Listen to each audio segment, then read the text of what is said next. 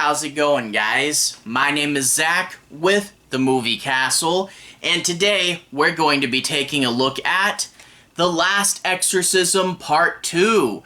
This is from 2013 and is directed by Ed Gass-Donnelly, stars Ashley Bell from the first movie, Julia Garner. If you guys are fans of Netflix's Ozark, you'll recognize her, and Spencer Trent Clark. The top of the DVD is quick to remind us that this is produced by Eli Roth, but also says, and the producers of Dawn of the Dead. I'm guessing they mean the remake that came out a little bit before this. But also, speaking of the DVD, that cover, oh my gosh. Okay, in the first movie, she does do this. She actually does bend back. It's an iconic image. But the fact that her shadow forms the number 2, that's just, I'm sorry, that's just pretty stupid. I just can't get over that. And besides, it's The Last Exorcism Part II, I, Roman numerals, and here we are switching to an Arabic numeral. That's just not even the same, whatever. Anyway, I should start off the video by mentioning I'm not really a comedy teardown channel. I'm not one of those guys that tries to pick apart a bad horror movie for fun. I do fair and honest reviews, and I try to do a good bit of analysis and try to figure out when something doesn't work. But I guess let's begin with a few positives.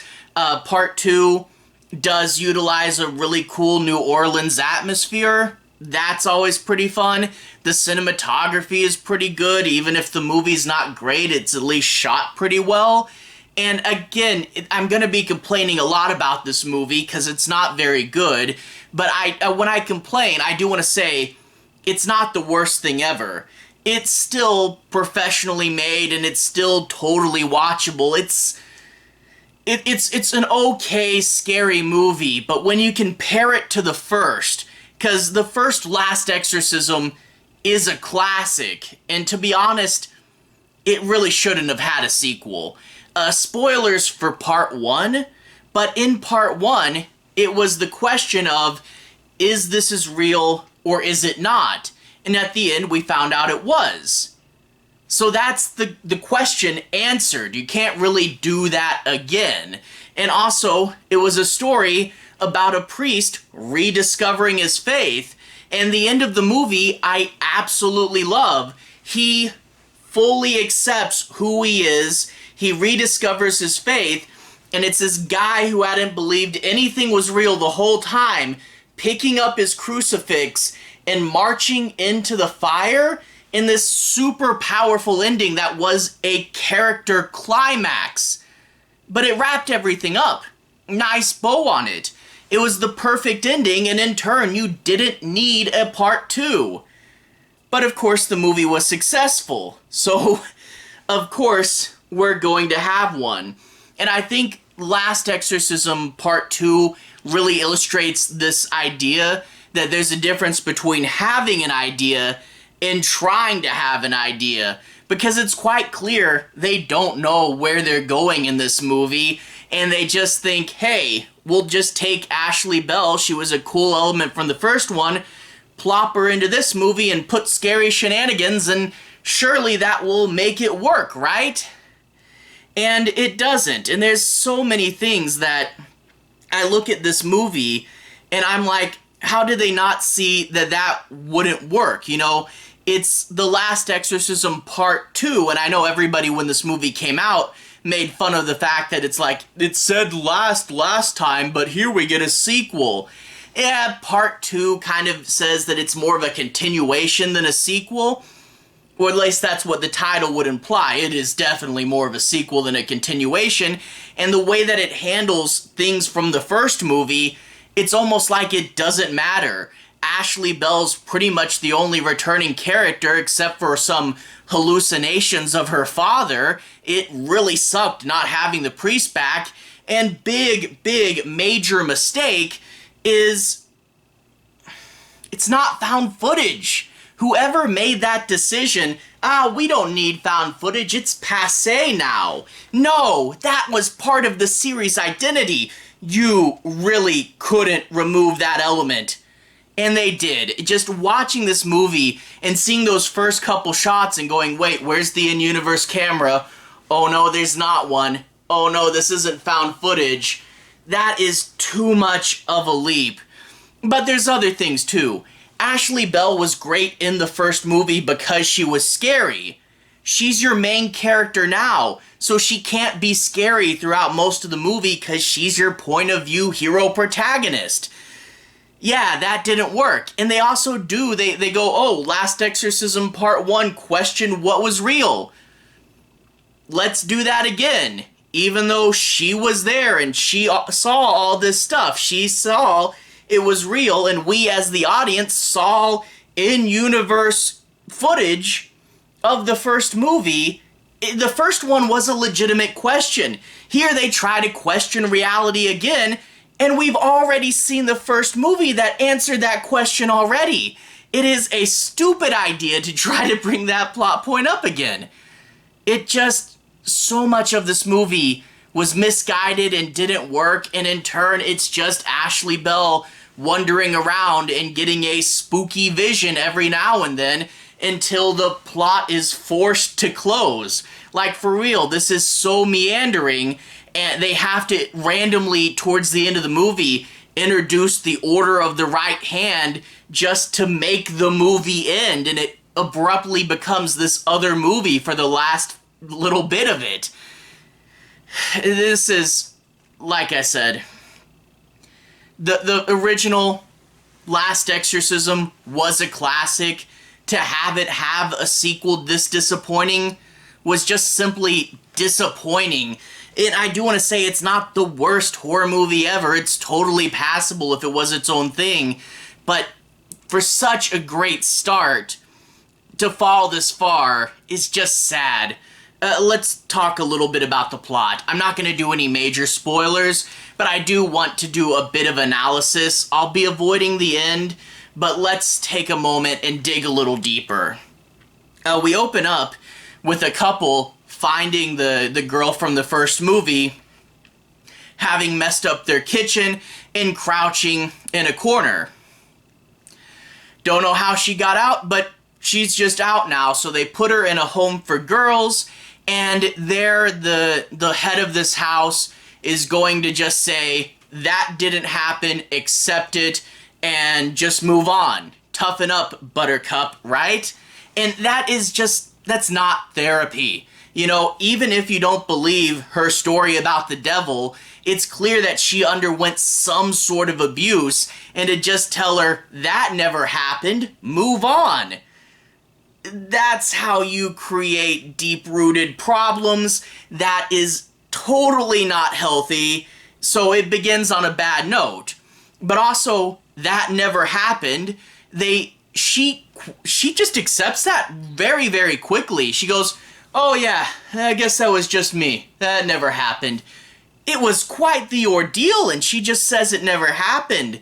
And also, we know it did because we saw the footage. You know, if the first movie wasn't found footage, maybe you could get away with, oh, maybe the first movie wasn't real. But when it's told from a camera, it's established that it's real. So asking this question, once again, super stupid. But also, the way they use the footage from the first movie, they didn't find the camera. Like, for real, if they found the camera, they just watch the video and go, oh, no, never mind. Sorry, Ashley Bell, it was real. There was a demon right there and everything. But they never found the footage until later it randomly surfaces on YouTube, but just part of it. You know, obviously, if they found the ending as well, that would be something, but it's just her acting creepy. So that's all of the movie that was found, which really bugs me, because found footage, I feel, has to have been found and assembled in universe, but here they're saying just a piece of it was found. That bugs me. And also, it was done to taunt her. So are you saying the demon put it up on YouTube? The demon got the camera, got a laptop, downloaded it, went to youtube.com, created a profile, and uploaded just enough footage to mess with her? Again, stupid. But that being said, if we wanted to do Last Exorcism Part III and have it being about digging around on the internet and finding the pieces from the first movie, that could be interesting. As it stands now, stupid. And I went off on a tangent, I'm sorry, where was I?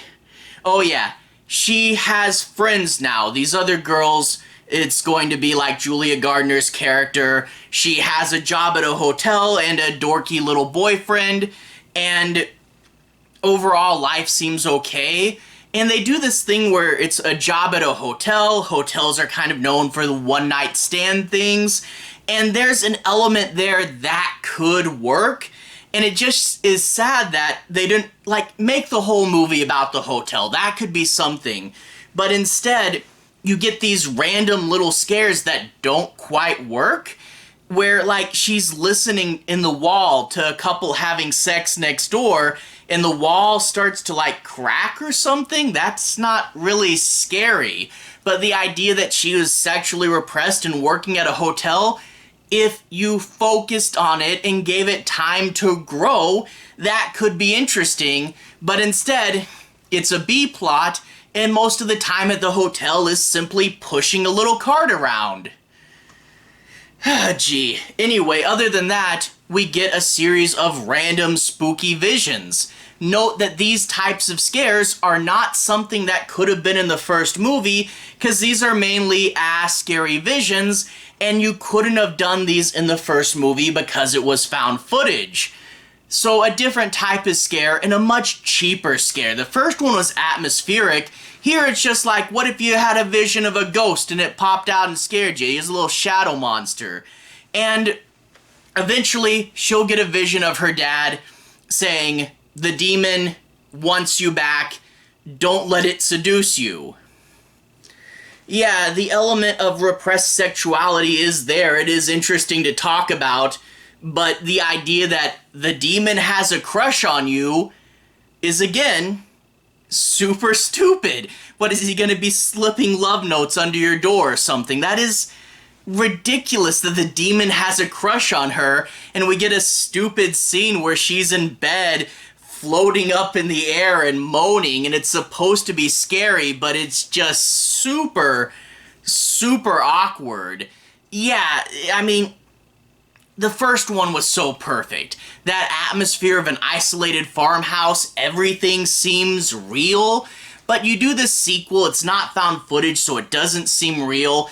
It takes these dumb ideas like questioning if the first one was real and having the scary character be your point of view character so she can't be scary, and just these dumb vision scares, and it ends on this, I won't spoil it, it's a scene that's supposed to be this scary power moment to kind of match the insanity of the first, but it's just kind of dumb. And that's the thing, is I don't want to harp on this movie too hard. Again, it's not terrible by B-movie horror standards, but compared to the first one, this was just reaching and trying to make something without having any idea what you're doing or any direction, and it clearly shows. And that's why there's no Last Exorcism Part III. There are so many horror movie duologies that are great first, terrible second, and then no more ever again. And this is sadly one of them. You could have done something, but it didn't work. Anyway, to everyone who's watched so far, thank you for watching. To everyone who's liked and subscribed, thank you. You really are helping the channel out. I'll leave a relevant playlist on the bottom. If you guys want to see more, this will probably be my Ghost, Spirits, and Demons playlist, and you can find my review for the first movie in there. Anyway, have a good day. I'll see you guys again very, very soon. Relevant playlist on the bottom. Have a good day now.